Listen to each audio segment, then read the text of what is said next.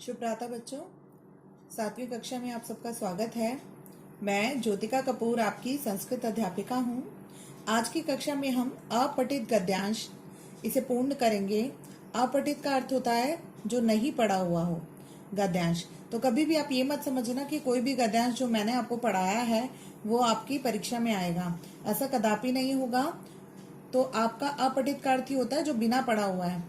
तो ये unseen passage जैसे आप इंग्लिश में करते हो ये उसी की तरह होता है। तो चलिए शुरू करते हैं। अधोलिखितम अनुच्छेदम पठित्वा प्रश्नान उत्तरत। नीचे लिखे गए अनुच्छेद को पढ़कर प्रश्नों के उत्तर दो। तो मैं इस अपठित गद्यांश का आपको अर्थ समझा रही हूँ, आप ध्यान से सुनिए। एकदा कौरव पांडवानां शस्त्र कौशल्यस्य परीक्षा अभवत्। एक बार कौरव और पांडवों की शस्त्र कौशल की परीक्षा हुई। परीक्षणस्य कृते वृक्ष शाखाया उपरि एकः कृत्रिम खगा स्थापिता आसीत्। परीक्षण में वृक्ष की शाखा के ऊपर एक कृत्रिम खग स्थापित था। कृत्रिम खग होता है बेटा जो स्वयं से बनाया हुआ पक्षी होता है। तो जो लोगों द्वारा स्वयं से, मनुष्य द्वारा स्वयं से बनाया हुआ पक्षी होता है उसे बोलते हैं कृत्रिम खग या कृत्रिम पक्षी। ठीक है, आइए आगे। सर्वे छात्रा धनुर्विद्या प्रदर्शितुम उद्यता आसन। सभी छात्र धनुर्विद्या का प्रदर्शन करने के लिए बहुत ही उत्सुक थे। उद्यता का अर्थ होता है बहुत ही उत्सुक होना, तो बहुत ही उत्सुक थे। तदा आचार्यः द्रोणः सर्वप्रथम युधिष्ठिरम् आहुआ अपृच्छत्। सबसे पहले युधिष्ठिर को बुलाकर पूछा।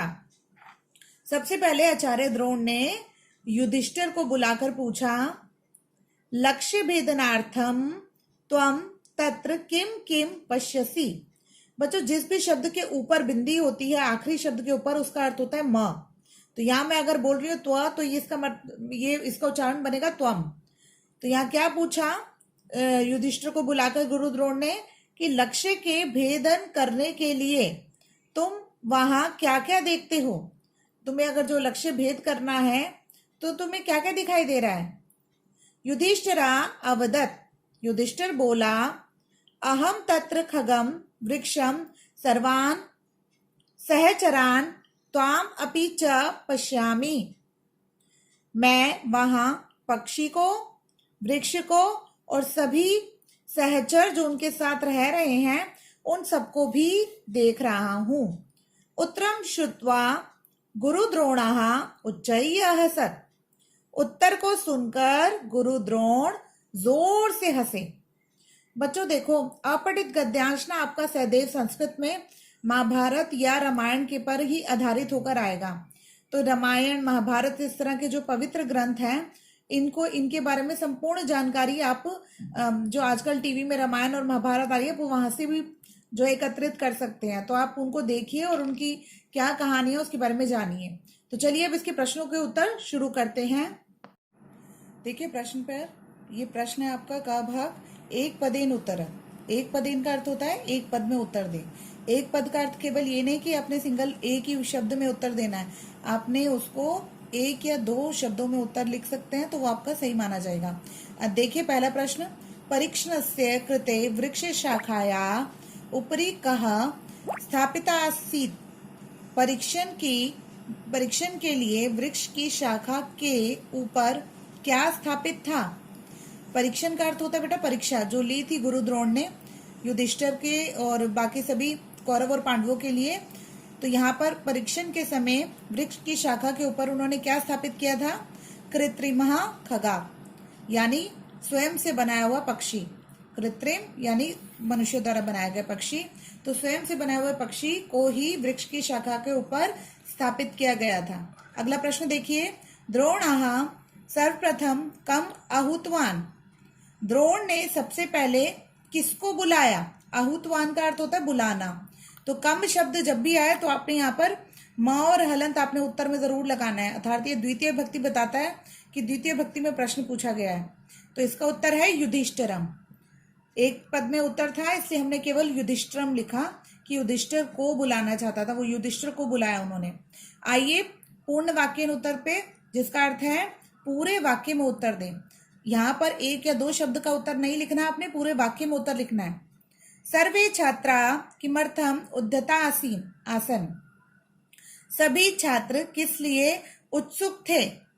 आसन शब्द जो है बेटा वो अस्ति शब्द जो आपने पीछे अपनी कक्षाओं में पढ़ा होगा, षष्ठी कक्षा में, अस धातु का ही जो है यहाँ पर लंग लकार है जिसका अर्थ होता है थे। तो किस लिए उद्यत थे।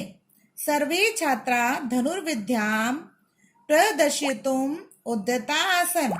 सभी छात्र धनुर्विद्या का प्रदर्शन करने के लिए उद्यत थे अर्थात उत्सुक थे। आइए निर्देशानुसार उत्तरत पे। निर्देशानुसार उत्तरम का मतलब होता है कि जैसे जैसे पूछा गया है वैसे वैसे आपने उत्तर देना है। तो चलिए पहले भाग पर इसके अत्र खगा इति पदस्य विशेषण पदम किम। यहाँ खगा शब्द का पद का विशेषण पद क्या है। तो खगा शब्द जो है वो विशेष्य है और कृत्रिमः ये इसका उत्तर है, कृत्रिमः इसका विशेषण पद है। आइए अगले प्रश्न पर। कौशल्यस्य पदे कहा विभक्ति प्रयुक्ता। कौशलस्य यानी कौशल के पद में कौन सी विभक्ति प्रयुक्त हुई है। तो यह कौशल के मैंने आपको पिछली कक्षाओं में बताया है कि काके की रा रे री संबंध कारक षष्ठी भक्ति में आता है, इसलिए यहाँ पर षष्ठी भक्ति का प्रयोग किया गया है। तो आपके अपठित गद्यांश में आपको एक पदेन उत्तर इस प्रकार का प्रश्न आएगा, पूर्ण वाक्यन उत्तर इस तरह से आएंगे और निर्देशानुसारम उत्तर इस तरह से पूछे जाएंगे। मैं आशा करती हूँ आज का अपठित गद्यांश आपको अच्छे से समझ आया होगा। आपका गृह कार्य केवल इतना है कि आपने अपठित गद्यांश को लिखना है और इसके प्रश्नोत्तर भी पूर्ण करने अपनी कार्य पुस्तिका में। यदि इस कार्य को करने में कोई समस्या आए तब आप मुझे कमेंट बॉक्स में अवश्य लिखें। आज के लिए इतना ही, धन्यवाद।